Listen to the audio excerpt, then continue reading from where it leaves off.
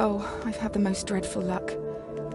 I feel terrible that you've been left alone all this time. The traitorous Dr. Gray tried to steal the annular spectrum, a ring I developed to allow perception and alteration of colour. Some call them impossible colours. Impossible for Dr. Gray, maybe. Anyway, something went wrong. I turned a strange shade and became invisible. The ring, it fractured, scattering coloured shards far and wide. I stayed at home for many weeks, watching, waiting, existing on this coloured plane. I couldn't speak to you, nor interact with anything in the mono world. So I left. I left for the university where I hid away the coloured tools I had created. I pray you have found what is left of the ring.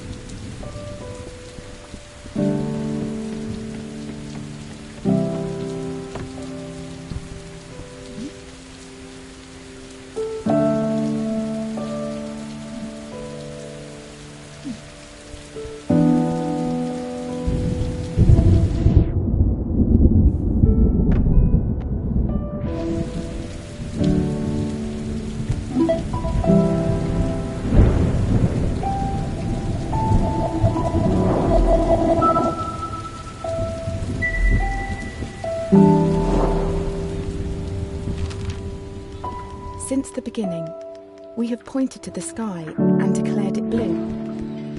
It is this shared vision, this unquestioned understanding which connects us. But are you really seeing blue the same way I see it? Perhaps blue is nothing more than a shade of grey to you. Perhaps everyone in this world sees nothing but shades of grey. Don't you see, Hugh? This is why we're here.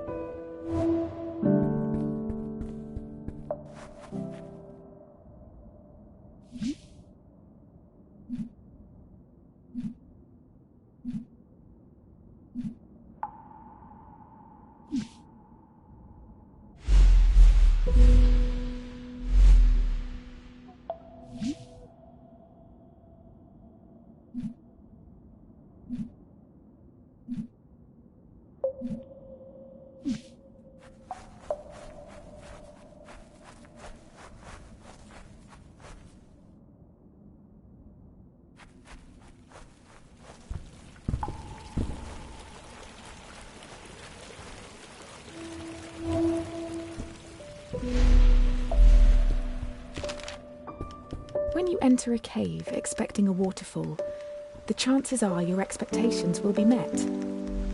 But if you discard those expectations, don't you think instead the cave will be full of surprises? I ask for you, Hugh, to abandon your expectations, to pull me back from the brink of unreality. I need you to see the world not for what it is, but for what it can be.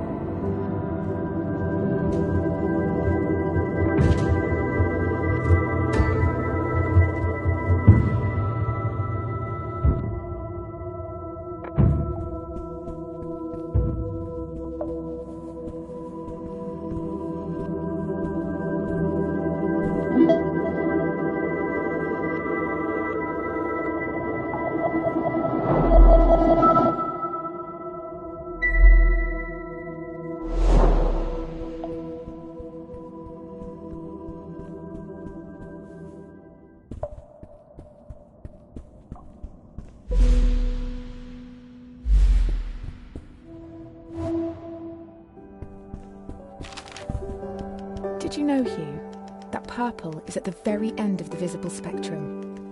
It's the hardest colour for our eyes to distinguish. Now, imagine a shade one step further than purple, a colour beyond what we can actually perceive. We call these impossible colours. And I fear that this is where I currently reside.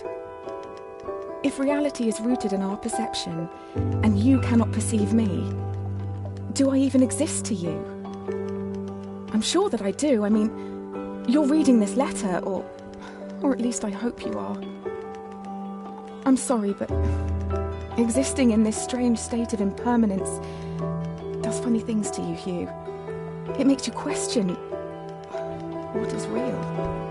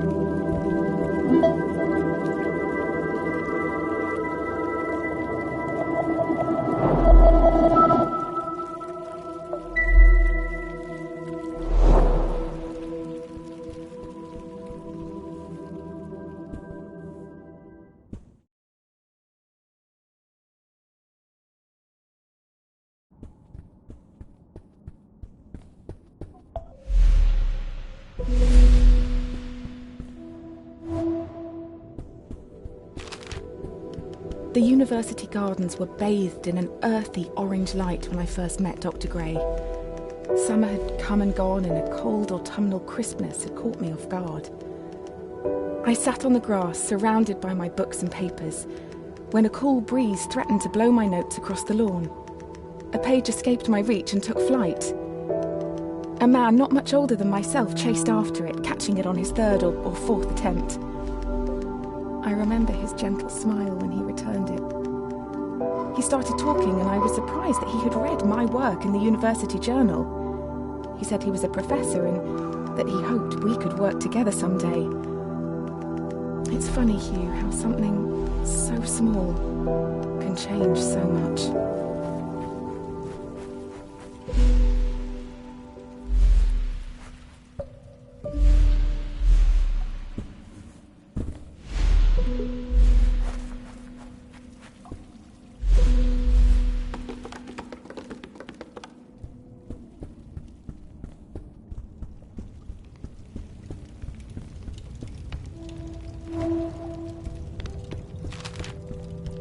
Dr. Gray soon became my assigned mentor, and I can't help but feel he somehow had a hand in it. Our fires burnt brightest when we worked together. It felt like we could achieve anything. We discovered more about colour than I could ever have imagined. We split light, mapped spectrums, we painted. We laughed. We worked long hours, and soon our goal became all-consuming. We were vessels. The work became more important than us, and we knew it.